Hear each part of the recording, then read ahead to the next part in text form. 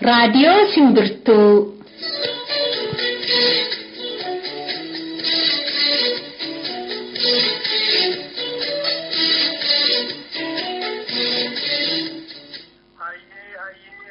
Waaqa gurraacha, waaqa bokkuu sibiilaa, waaqa shanangataa, waaqa sagaltaman garbaa, waaqa dargan booranaa, waaqa ciicoo gurraattii, waaqa siiqqaayyoo, barri nagaa ta'u, bariin nagaa ta'u, galgalli nagaa ta'u, ganamni nagaa ta'u, handuula mirgaan haa galu.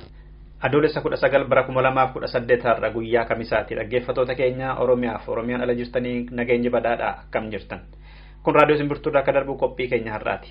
Har'a kan qabnu jalqaba oduudha. Oduutti aanee sirba tokko irraa isin dhageessifnee booda gara qophii malaatti dabarraa jechuudha. Qophii malaa fi oduun har'a waan qabnudha.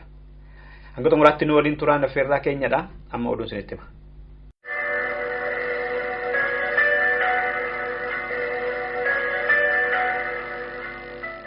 Poolisoonni addaa Sumaalee har'a dirree dawaa keessatti Oromoota qeerraa buqqisaa oolan.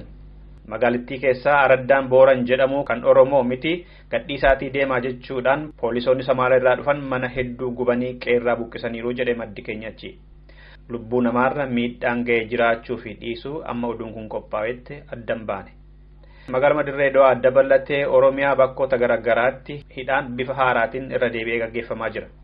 Maddeen keenya akka jedhanitti Dambidolloo, Najjoo, Beegii, Gullisoo, Ayiraa, Gaawoo Qebbee, Naqamtee, Amboo, Wallisoo, Shaakisoo, Fiichee, Finfinnee fa'aa keessaa maqaa qeerroo fi adda bilisummaa Oromoo jechuudhaan Oromoonni hedduun qabamanii achi buuteen isaanii hin baramne. Kan mana hidhaatii dhiifamaan dhiyeenya kana bahanillee deebisanii hidhamaa fi barbaadamaa jiru. Duula hidhaa kana deebisanii Oromoo irratti kan labse immoo bulchiinsa obbo Lammaa Magarsaati jedhe maddi keenya keessa. Finfinnee akka bulchaniif haaraa kan muudaman obbo Taakkalaa Uumaa irratti hiriirri mormii qindaa'aa jira Finfinnee keessatti. Namoonni hiriira kana dhoksaadhaan qindeessaa jiran immoo qaamota Oromoon maaliif Finfinnee bulchaa jedhanii alaa fi keessaan mormaa jiranidha jedhe maddi Simbirtuu Finfinnee keessaa. Itoophiyaan Eertiraa keessatti ambaasaadara muudatte. Amma mootummaa Itoophiyaa Finfinnee jiru bakka bu'uudhaaf kan Asmaraatti ergaman ambaasaadar Reedwaan Huseenidha. President Isaayyaas Afeworqii fi Muummichi Ministeeraa Dr. Abiy Ahmed adoolessa 9 walii galtee araaraa erga mallatteessanii kaasee nagaa waaraa fiduudhaaf gama lamaaniin iyyuu tarkaanfii hedduutu fudhatamaa jira. Ambaasaadar Reedwaan Huseen duraan Ayerlaandittis ambaasaadara biyyattii turan. Eertiraanis Finfinnee keessatti imbaasii ishee deebiftee banatteetti torbee darbe keessa wayita President Isaayyaas Finfinnee do'atan. Balaliinsi xiyyaaraas biyyoota lamaan jidduu kaleessa eegale. Itoophiyaa irraa namoota gara 450 caalantu Asmaraa seenani. Qondaalonni mootummaa fi maatiin Asmaraatti jila mootummaa Itoophiyaa fi fira isaanii dubbisuudhaaf dhaqan sana gadi bahanii simatani. Firri gannoota 20f osoo waliin argiin turan walitti boo'ichaa fi gammachuudhaan wal simataniiru. Buufanni doonii Asabiis hojii eegaluudhaaf biyyoota lamaaniin shaffisaan hojiinsaa hojjetamaa jira. Baankota Itoophiyaa hundaa keessa yeroo ammaa kana qarshiin biyyattii biiliyoona 600 fi biiliyoona 88 kuufamee jira jedhame. Qondaalli baankii daldalaa biyyoolessaa obbo Mulunee Ayyaaloo gadda akka jedhanitti tarkaanfii fooyyessaa mootummaan fudhateen guddinni kun kan argame. Bara darbee kan ture qarshiin biiliyoona 500 fi biiliyoona 29 ture. Humni bittaa birrii Itoophiyaa gadi bu'uun immoo jireenya qaalessee sharafa alaas ol ka'aa innuu dhibaa ture yeroo dheeraadhaaf.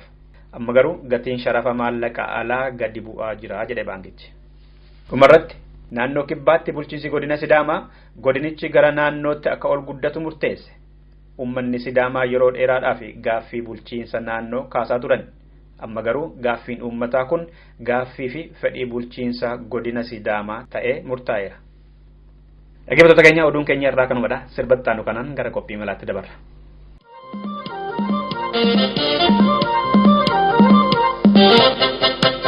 Bona ko ganama, shaka ko ganama, si meta ke soma.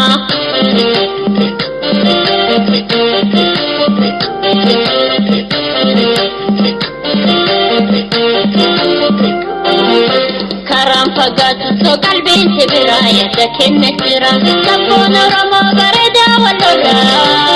Tina bindira tu malamali ya karu magana. Karam fagaatu so qalbiin sibiraa yaada kenne jira sabboon oromoo bareedaa walirraa siidhaaf hin jiraatu mala malee yaa kaaruu magaalaa.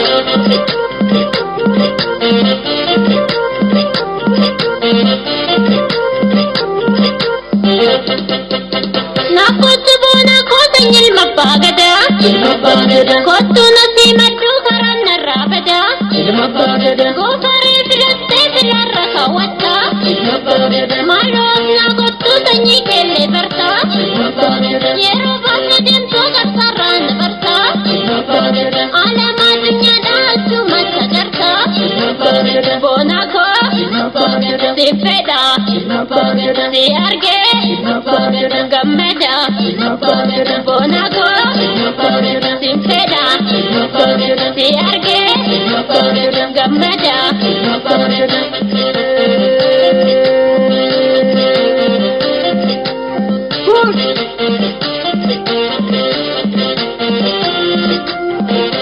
Akan si jalate namni sinargate akan si jalate namni sinargate ko pintinne galla harka sikabate ko pintinne galla harka sikabate akan si jalate namni sinargate akan si jalate namni sinargate ko pintinne galla harka sikabate ko pintinne galla harka sikabate.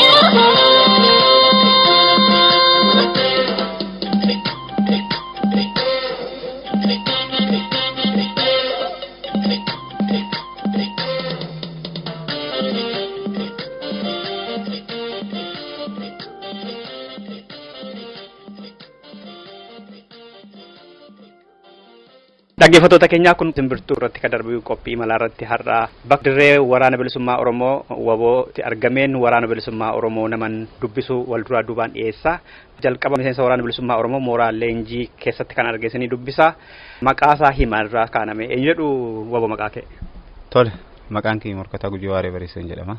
Wabootti wanti amma kamuu barbaacheef cunqursaaf hacuuccaa saba Oromoo irra jiru argeen laalee hubadhee cunqursi kan ummati jalaa baasee Oromiyaa bilisoomte Oromiyaa walaboomtee fi ummata Oromoo kan bilisoome hawwii kan waan qabuuf hawwii kan immoo karaan ittiin galmaan ga'uu danda'u dhaaba adda bilisummaa Oromoo waliin qabsaa'ee dhaaba kanatti makamee miseensa waraana bilisummaa Oromoo ta'uudhaan afaan qawweetiin biyyi dhabee afaan qawweetiin biisan deeffachuudhaaf qabsaa'aa jechuudha. Gama siyaasaatiin Oromoon biisan keessatti siyaasa keessaa qoodiin ni qabu gadaanaadha. Aangoo politika keessaa guutummaatti moggeeffamee jira. Gama diinagdeetiin yoo diinagdeen isaa kan gubbaatii fi kan lafa jalalleen akkasumas humni dargaggoota ni saamama. Kanaaf diinagdee isaa kan qabu saamama. Akka inni ammoo diinagdee hin horanne uummanni kun akka inni diinagdeen of hin dandeenye godhamu jira. Hacuuccaan karaa siyaasaa, diinagdee akkasumas aadaanis irratti godhamu hacuuccaa gita hin qabne gaanfa Afrikaa keessatti akkuma walii galatti yoo ilaalle hacuuccaa akkasitti uummata Oromoo jira. Hacuuccaa kana immoo ilaalee taa'uu garaan naan dandeenye. Kanaaf garqabsootti maladhee jechuudha. Abaa'ootti dabalamtee immoo leenjii gahaa argatteetta leenjii siyaasaan qaroomu waraanaan leenjii gahaa fudhatanii bobba'anii isa hawwitu sana raawwachuudhaaf qophiidhaati. Qophiidha. Gara siyaasaatiinis hidhannoo sammuu gahaa hidhadheen jira. Maaliif qabsaa kan jedhus akeeka deemuuf nam sirriitti hubatee beeku. Gara tooftaa loltummaatiin tooftaa loltummaa gahaa qaba. Shugguxirraa kaasee hanga moorteraatti nam leenjii amma lola kamiifiyyuu qophii ta'ee nam jiru jechuudha. Meeshaa gurguddaa kanas leenjii jirra. Wanti nu hafee diinumaa wal hudhuudha. Jaallan kee haamleen isaanii fedhiin isaanii akkam kan waliin jirtan lolanii diina biyya keessaa baasuu irratti fedhii qophaa'ina isaan qaban? Jaallan waraanni bilisummaa Oromoo dirree jirus ta'e kan waliin jirru waraanni haamleen inni qabu haamlee ol aanaa diina keenya hudhee qabuudhaaf diina keenya ari'ee biyya sarraa baasuudhaaf haamlee guutuu haamlee ummanni isa abdatu qabaa jechuudha. Ummat kana nam bilisoomsa. Ummat kanaaf nattu wabiidha. Ummat kanaaf anattu gaachana jedhee akkasitti woboon kan jiru kana hamleen isaa jechuudha jabaadha hamleedhaan. Amma waraanni bilisummaa Oromoo hedduu akka cimaa jirutu dhaga'ama biyya keessattuu gama dhiyaa Oromiyaa fi kibba Oromiyaatiin. Wayita waraanni bobba'u Simbiraatii aqee tarkaanfii akkasii fudhatu yookaan bakka biraa leenjii Oromiyaa keessaa leenjifamee tarkaanfii akkasii fudhatu hamleen keessan akkam? Waraanni bilisummaa Oromoo nuyis biraanii bobba'a yeroo bobba'u kanatti dhaamsi nuyi itti dhaabnus akkasumas dirree kibbatis dirree lixattis tarkaanfii waraanaa fudhatan kunin waraana bilisummaa Oromoo kan sichi leenji'uufis kan leenji'ee qophii lolaatiif jiruus hamlee isaaf jechuudha. Kanaaf waraanni gama hundaanuu qophii ta'ee eeggachuu jira jechuudha. Waan isaaf dhufu qophiidhaan jal jira jechuudha. Kan keessatti yeroo waraanni bilisummaa Oromoo tarkaanfii fudhatu karaa kamiinuu nama waraan keessa tudhisii namni waraan keessa hin turiniyyuu kan uummata ta'eyyuu kan waraan kanaa fi deeggarsi qabuuf kan waraan kana jaalatu hundinuu yeroo waraanni bilisummaa Oromoo loltuu diina tokko irratti tarkaanfii fudhadhe jedhu hammam akka nu gammannuu fi hammam deeggartoonni keenyas akka gammadanuu fi hammam akka isaan hamlaan ofirraa ka'een ilaalaa jechuudha. Baay'een hamlaa anis osoo achi jiraadhee diina keessan hudhee akka hin tarkaanfii irratti fudhadhe abdii guddaan qabaa jechuudha. Uummanni Oromoo kan keessaas kan alas keessattuu amma karaa dhiha Oromiyaatii kibba Oromiyaatiin Oromiyaa guutuu keessatti deeggarsi uummata Oromoo waraana bilisummaa Oromootiif godhanu kan nu hamleessuu fi akka nu uummata kanaaf daran lubbuu caalu wanti kennan yoo jiraate lubbuu caalu wanti kennan yoo jiraate sila kan uummata kanaaf kenninu jechuudha. Hamleen isaan nuuf kennan deeggarsi isaan nuuf godhan waraan keenya akka inni diinaaf hin saaxilamne akka inni isaan hin arganne da'oon isaan godhanuuf kan nu hamleessuu fi daran kan nu jajjabeessu jechuudha. Amma gaafa Simbiraa leenjii fudhattanii gariin bobba'an maal walitti dhaammattu maal waliin jettu? Kan nu walitti dhaammannu kan baaneef akeeka tokko jaallan akeekan irratti akka jabaatan ololli garagaraa akka isaan hin burjaajessine diinni waan garagaraatiin akka waraana bilisummaa Oromoo sobee hin seenne jabinnaan diina dura akka dhaabbatan akka jabinnaan diin isaanii lolan boortaan biyyi dhabnee boortaadhaan akka deeffannuuf jabinni nu barbaachisu karaa siyaasaatiin karaa loltummaatiin akka isaan jabaatan akka isaan uummata keenyas jajjabeessan itti dhaammannaa jechuudha. Uummata Oromoo biyya keessaa biyya alaa sagantaa kana dhaggeeffatanii dhaamsa maal dabarsita akka wabootti? An uummata Oromoo keessattuu hawaasa Oromoo kan biyya alaatiif biyya keessa jiran hundaafuu wanti an dhaamu barbaadu yeroo amma kanatti ololli afaan faajjii hedduutti deemu jira.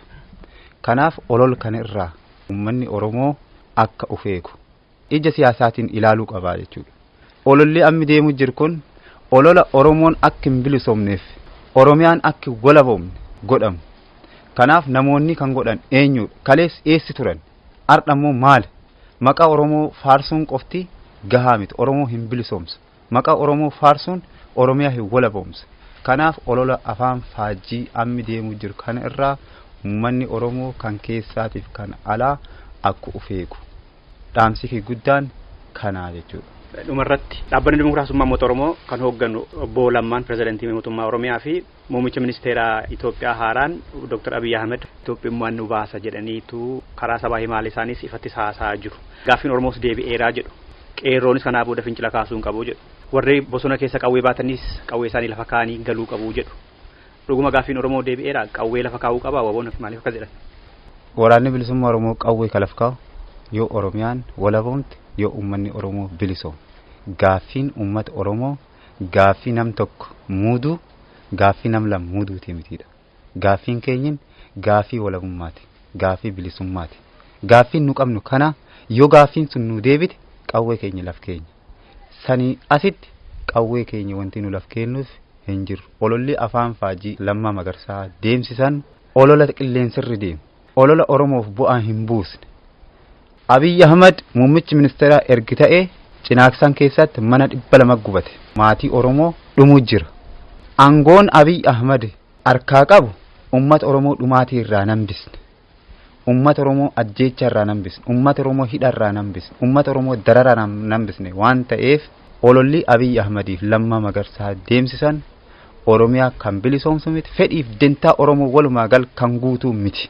Kanaaf qeerroon Oromoo dargaggeessi Oromoo, maanguddoon Oromoo, aawwan Oromoo, shamarreen Oromoo xiqqaa guddaan Oromoo dhaamsi an qabuuf ololli afaan faajjii karaa dhaaba OPDOtiin dura deemtota OPDOtiin adeemsifamu ololumaa afaan faajjii kan uummata Oromoo hin fayyan dentaaf fedhii Oromoo hin guunne duras isaan eenyu kan jedhan hubachuun barbaachisaadha. Kanaaf sareen yoo kalloo hoolaa uffattee hoolaa keessa deemtee sareen saruma. Kanaaf uummanni Oromoo kan sirriitti hubachuu qaba. Dhaggeeffattoota keenya miseensa waraana bilisummaa Oromoo irraatii kan dhiyeessedha. Amma gara keessummaa biratti sin dabarsa. Kun raadiyoo Simbirtuu irraatii qophii darbuudha. Keessummaan keenya ammaas waraana bilisummaa Oromoo irraatii leenjisaa akka ta'e tokko isinii dhiyeessa. Maqaa isaa isumatti himatame. Ani maqaan kiyya Maqaanaa Yaaddessaa Gichilleen jedhama. Waraana bilisummaa Oromoo keessatti gaheen hojii kiyya leenjisaa waraana bilisummaa Oromooti. Leenjii kana yoom jalqabde? Leenjii kana gaa walumaa gala kanan leenjisuu eegalee naannoo 2006 gara qabsoo bilisummaa Oromootti makame. Sanarraa kaasee gaa gayoonaatti akkuma leenjisaatti leenjisaa jira jechuudha waraana bilisummaa Oromoo. Lakkoofsa isaallee himuun yoo dansaa ta'uu baate nama baay'ee leenjiste? Egaa waraanni bilisummaa Oromoo keessattuu dargaggoonni Oromoo kallattiilee garagaraan gara qabsoo mooraa adda bilisummaa Oromoo gabbisuuf jecha kallattiilee garagaraatiin dhufaa jiru. Ufaas turanii kanarraa kaasee egaa haala waraana baay'ina waraanaas kanatti himuun hin barbaachisu akkuma seeraatti iyyuu. Kanaaf waraana hedduudha akkuma baay'ina uummata Oromootti jechuudha. Sanarraa kaa'amee tilmaamuu hin danda'amu. Maaliif leenjiftu? Leenjisuu maaliif barbaachisa? Maaliif waraana leenjisuu barbaachisa? Abaaboo maaliif leenjisa waraana? Bilisummaa Oromoo gaa waan waraana leenjisuuf beekamaadha. Uummanni Oromoo mirga isaa eegi sarbamee kaasee wabiin uummata Oromoo abaawoon mirga uummata Oromoo kana deebisuuf yookaan immoo aangessuuf jecha waraanni barbaachisaadha. Biyya Oromiyaa yookaan uummata Oromoo irra kan jiru kun diinni humna waraanaatiin ukkaamsee kan jiru waan ta'eef dirqii humna waraanaa kana immoo kan inni ka'uu danda'u humna waraanaa jabeessuudhaan waan ta'e adda bilisummaa Oromoo waan itti amanuuf kanarraa ka'eetu waraana kan nuti leenjifnu. Hamlee qabu warri leenjifamanii isin bobbaastan jechuun gama anniisaatiin gahoomina leenjii waraa meeshaa adda addaatiin fedhiitiin bobba'anillee tarkaanfii fudhachuu irratti kan isin leenjistan. Bu'aan waraana bilisummaa Oromoo haala isaa kan beekamuu danda'u gootummaan gootota Oromoo kan qabsoo bilisummaa Oromoo yoonaan as gahan kanarraa fakkeenya fudhachuun ni danda'ama. Gootummaa isaanii cichoomina isaan kaayyoof qaban haamileen isaan biyya isaaniif jedhanii loluuf fedhii qaban kanarraa kaasanii immoo dandeettii kallattii garagaraatiin yeroo uummatorraa dhufanii gara waraanaatti seenan leenjii bu'uuraa kennamaa fi leenjii bu'uuraa sana gizee itti seenan kallattiidhaan gara waraanaatti uf jabeessuuf carraaqqii fi haamilee isaan godhan adda waa'ee biyya keessatti galanii tarkaanfii fudhachuu diinumtuu ragaa bahuu ni danda'a jechuun ni danda'ama. Sababni isaa maaliifi yeroo garagaraa keessattis biyya keessas yeroo turrettis haala jiru arginee jirra waan waraanni TPLF akkamittiin ija kamiin laala woboodhaan kan jedhu beekamaadha jechuudha. Woboon gootummaa isaatiin beekamaadha. Cichoomina loluu isaatiin beekamaadha. Dandeettii waraanaatiin beekamaadha. Nutis immoo sanarra dhaabbanne daranuu amma maal gochaa jirra gara waraana ammayyaatti gara sadarkaa opereeshinii ofii qindeessee ofiisaa bakka deemeetti gad uf dhaabee waan tokko hojjechuu akka danda'utti kan qopheessaa jirru jechuudha. Mul'atallee kan amma jette kun dhiya Oromiyaa fi kibba Oromiyaatti ofirraa itti suura darbee bakka haleellaa jalqabetu mul'ata. Baruma kana keessa yoo waan kun mul'ateera. Kun leenjii jijjiirtan immoo baay'ina waraanaatu dabalaan immoo akkamitti waboona ofirraa itti suuraa gara tarkaanfii fudhachuutti seenuu danda'a. Yeroo waa'ee waraanaa ilaalamu haalli saayinsii waraanaa gaa warra ogeessa waraanaa beekutu irra guddaa hubachuu danda'a. Waraanni tokko akkamitti gara tarkaanfiitti seena ittisarraa gara akkamitti gara haleellaatti seena inni jedhamu waa'ee waraanaa ogeessonni waraanaa beekuu ni danda'u. Nuti sanumarra dhaabbannee ittisarraa akkamitti gara haleellaatti seenna kan jennu adda bilisummaa Oromoo karooruma isaati karooruma sanarraa ka'een haala jijjiirama uummata Oromoo keessattis adda bilisummaa Oromoo dhuumaa jiru har'a qeerroon irra jirurraa kan ka'e haalli keessaas jabaatee uummannis sirriitti adda bilisummaa Oromoo jalatti ijaaramee daranuu isa duraarra dargaggoon bakka garagaraatiin kan ka'e nuti immoo asitti waraana bilisummaa Oromoo kana akkaataa addaatiin gara ittisaarraa gara haleellaatti haleellaan isaa yoo haleellaa futteetti ta'ee diinarratti akka inni gara barbadeessummaa irratti akka inni tarkaanfii fudhatu kan nuti leenjii kennaafii jirru jechuudha. As keessatti hirmaannaan koorniyaa hagamidha. Nama baay'ee isinitti dhufa umuriin illee qeerroon biyya keessaa kan roorroo dadhabee gara waraana bilisummaa Oromootti makamu lakkoofsan danuudha. Eeyyee amma gara saalaatiinis yoo laallu gara umuriitiinis gara gitaanis yoo laallu waraana bilisummaa Oromoo keessa gita garagaraatu jira. Gita yoo jennu gaa barsiisaan, barataan, dargaggoon, shamarran, jaarsi sadarkaa umuriidhaan kan kute ijoollee daa'imni qabatamaa ijaan argitanii ragaa ba'uu ni dandeessu. Waraanni bilisummaa Oromoo waan qabatamaa haqan taane uummata isaattis hin dubbatu miidiyaa irratti hin oolchu jechuudha. Waan qabatamaa ifa jiru immoo dubbachuun ijaan arganiis amanuun murteessaadha waan ta'eef isa kana ijumaan argitanii mirkaneessuu dandeessu. Kanaaf saalaanis ta'e gita garagaraanis ta'e beekumsaanis ta'e waan uummanni Oromoo qabu hundiyyuu qabsoo bilisummaa Oromoo keessatti hirmaataa jira jechuudha. Waboon akka Oromoon biyya keessaa isin jaalatee isin eegu beektu? Kana sirriitti ni beekna. Maaliif riphee lolaan tokko gara qabsaa bilisummaa ta'ee gara qabsoo bilisummaatti yeroo seenu yeroo gaafata. Yeroo gaafataa sanas uummanni keenya ni hubata. Ni beekasi maaliif dargaggoon addana jiru kuni shamarranis ta'e qeerroon jaarsas ta'e daa'imni kan addana jiru ummatuma Oromoo jalaa beetu as jira. Uummanni ilmisaa fi intallisaa ijoolleensaa eessa akka jiran ni beeku. Sadarkaa ammaatti waraanni bilisummaa Oromoo inni biyya keessa jirus uummatas ni hubachiisa. Ofiisaas uummannis ni beeka waan ta'eef nuti akkaataa uummanni keenya nu abdatu sirriitti ni beekna jechuudha. Uummanni kan inni eegaa jiru woboodha. Woboonis immoo kanarratti amantaa guddaa qabna. Gara fuulduraattis immoo daranuu cichoominaan dafnee mirga uummata keenya harkaan geenya kan jennu abdii guddaa qabna jechuudha. Amma gaaleen jiftanii fedhiidhaan jaalalaan onneedhaan aniisaan isin harkaa fudhachuun qabachuun kun leenjii hundumaa kennama akaakuu kanaan akkamii woboon? Yeroo dhufee dargaggoo umtiyyuu gara wobootti dhufu yeroo calqabaa wobootti dhufu gammachuunsa adda dhugaa dubbachuuf yoo ta'e maaliif woboon waraana kaanirraa waraana riphee lolaa kaanirraa naamusaan kaayyoodhaan waan garagaraan addadha woboon. Yoo kana jennu waraanni bilisummaa Oromoo kallattii garagaraatiin bakka garagaraatti waan hunda hojjechuuf gammachuun ni qabu addadha. Kana keessatti egaa yeroo dhufee dargaggoon kun waraanatti seenu fedhii fi haamileen inni qabu waraana ta'uuf woboo ta'uutti fedhii inni qabu addadha. Gammachuu guddaa irraa agarra. Bakka garagaraatti fedhii amisaa jaarmiyaa garagaraa keessatti yeroo argina. Ani gaa dubbachuuf yoo ta'e bakka garagaraatti waa'ee waraanummaa kanaanis ilaalee jira. Woboon addadha. Fedhii inni qabu, naamusa inni qabu, haamileen inni qabu, dafeeyyuu ofiisaayyuu of jijjiree gara opereeshiniitti seenuuf yookiin gara haleellaatti seenuuf fedhii inni qabu haamileensaa daangaa hin qabu jechuu danda'ama. Wanta biyya keessa deemaa jiru siyaasa yoo hordoftu taate haalli isinii mijatee gaas immoo leenjiidha jirtu yoo hordoftu taatan waan amma deemaa jiru pirezidantiin Oromiyaa akka ta'an obbo Lammaa Magarsaa fi muummichi ministeeraa Itoophiyaa haaraan Dr. Abiy Ahmed siyaasni biyya sanaa jijjiirameera mormitoonnis koottaa galaa waliin araaramnaa gaafiin Oromoos deebi'eera jedhu. Abdirraa qabdu wabooni dhuguma akka waraanaatti biyya deebitanii biyya keessatti galtanii waraanni keessan bobbaafattanii gaafiin Oromoos deebii argateera amma akkuma isaan jedhan amantanii haalama biyya keessaa jiru nagaan bu'eera qeerroon tasgabbaa'eera kan isaan jedhan kana akkamitti ilaaltu? Dhugaa dubbachuuf yoo ta'e waraanni bilisummaa Oromoo dhimma siyaasaan bilchaataadha. Fagootti ilaala waan jiru. Fedhii uummata Oromoo adda bilisummaa Oromoos abaawoon maal barbaada kan jedhu woboon sirriitti ni beeka. Maal barbaadu? Ifaa ifatti kan nuti barbaannu bilisummaa Oromooti.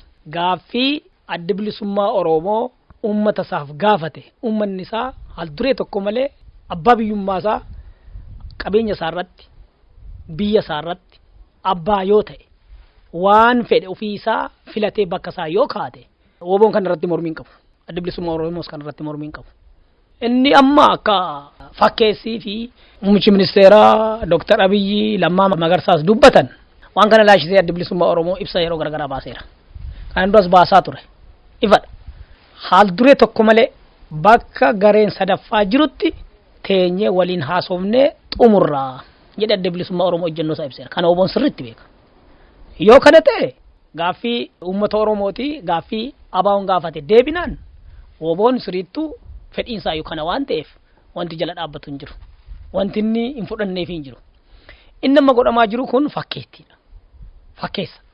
Waan tokko wanti isaan godhan ni jira. Jijjiiramni waan tokko wanti hidhamtoota babbaasaa jiran ni jira. Amma hidhamtoonni siyaasaa kan adda bilisummaa Oromootiin hidhaman kumatamatti kan lakkaa'uman hidhaa jira jechuudha. Hunduu hin baane. Kana sirriitti jala buunee ni hordofna ni beekna. Miidiyaa ni caqasna jechuudha. Kanarraa kan kaane kallattiidhaan wanti sun ta'ameera jedhamee uummanni Oromoo yookaan adda bilisummaa Oromoo abaawoon deebiin uummata Oromoo deebi'eera jedhee kan hamma labsii baasutti woboon waan amma biyya keessatti fakkeessii godhatu kana akka waan addaattu hin laalu jechuudha. Ejjennoo isaa beekamaa. Dhaabbileen siyaasaa kan biyya keessa jiranii tokko haa ta'u kan biyya alaa turanillee warri galan jiru.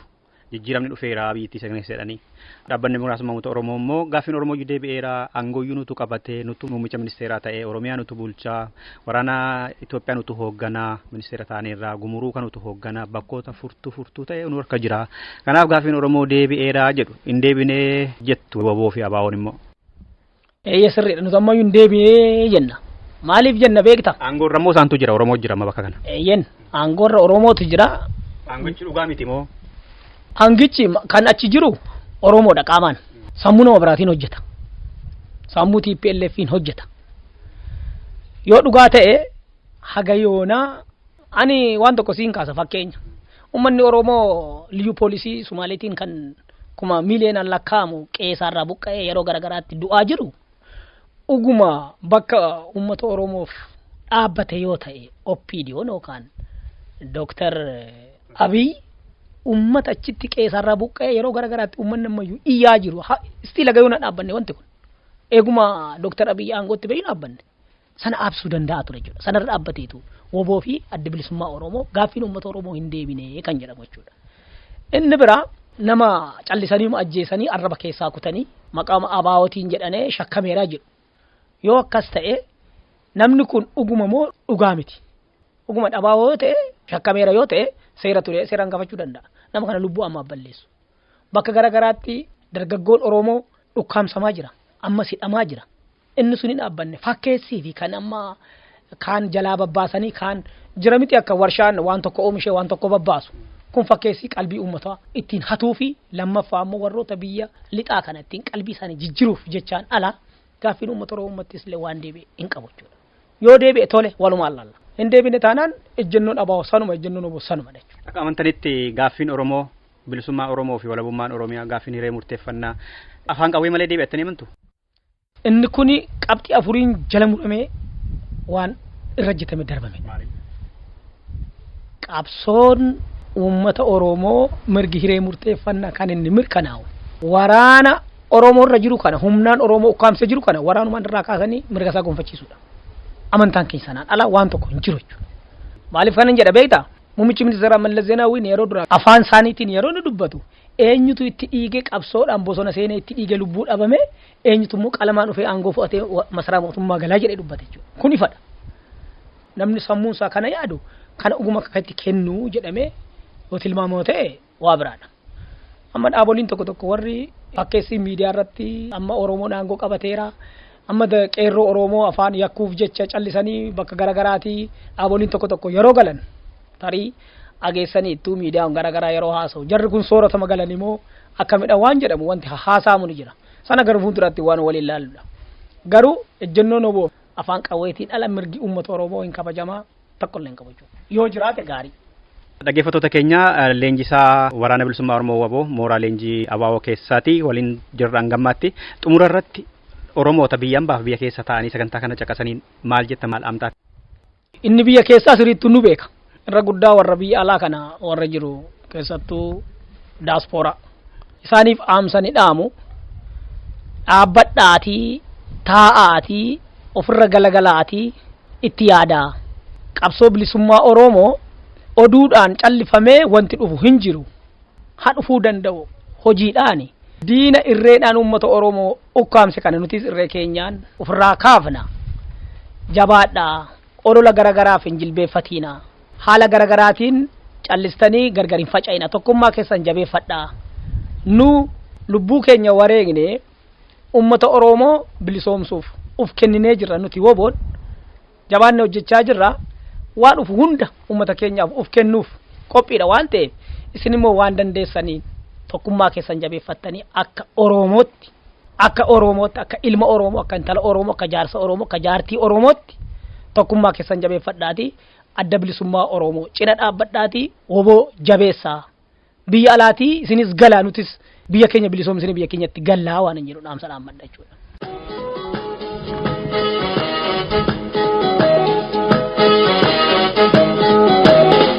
Goota dirree gobo amisa dara dirree.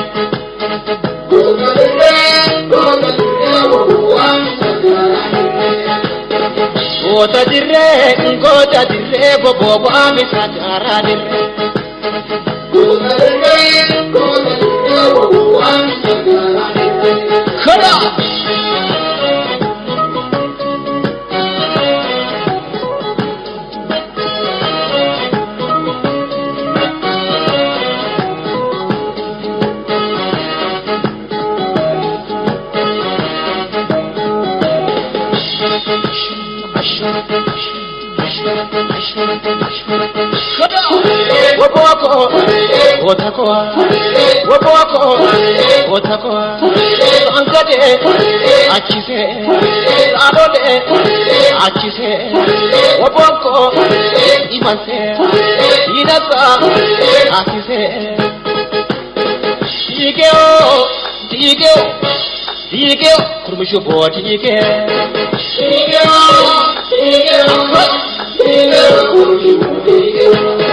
Rogudugo, Imbegopa, Sampidoto, Akampira, Asiegopa, Aderoke, Oranara, Ujera, Digeo, Purgushubo, Digeo,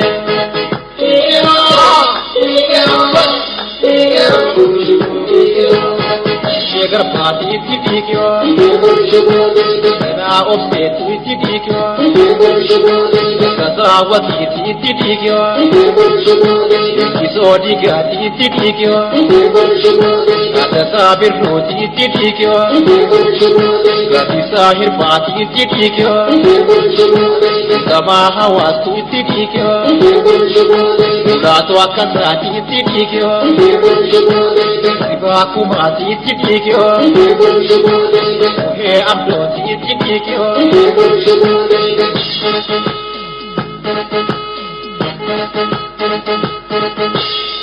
Goota dirree gobo amisa dara dirree. Goota dirree gobo amisa dara dirree. Goota dirree gobo amisa dara dirree. Goota dirree gobo amisa dara dirree. Kada.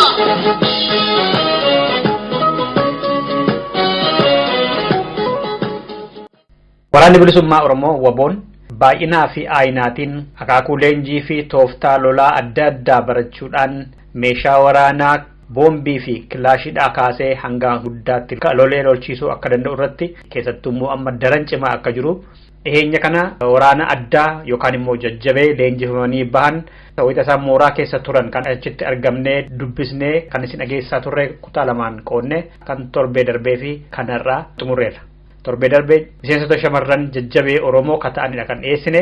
Har'a immoo miseensa jajjabee leenjifamaa tokkoo fi leenjisaa jajjabee tokko kan dhiyeessine isarraa kana keessattidha. Walumaa galatti kutaa lamaan qoonnee kan mooraa leenjii keessatti argamnee qindeeffanne kanumaan xumurreerra. Dhaggeeffattoota keenya waan nu caqasataniif horaa bulaa jecha sirba eegalle kanaan nagat kan siniin jedhu Addasuu Duulaati.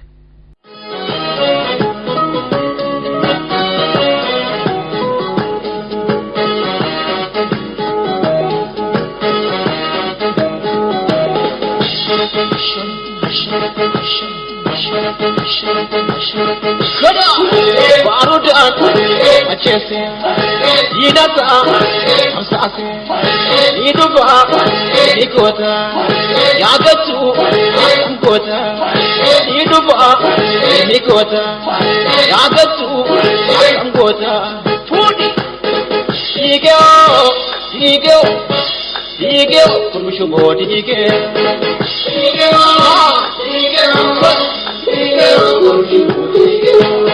Shiro irra hargerra ameserra kadaderra ambo kupa adabarra ware robe kanaterra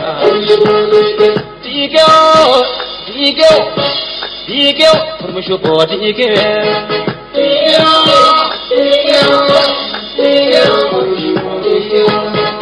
mootum saati itti dhiigyo Edemoo qilxuuti itti dhiigyo Waaqoo buutuuti itti dhiigyo Riisoo waabeeti itti dhiigyo Gadaa gammadaati itti dhiigyo Nadhii gammadaati itti dhiigyo Handee beddaati itti dhiigyo Eebbisaa addunyaati itti dhiigyo Sharrabbaa gadaati itti dhiigyo Ismaayyoo Muusaati itti dhiigyo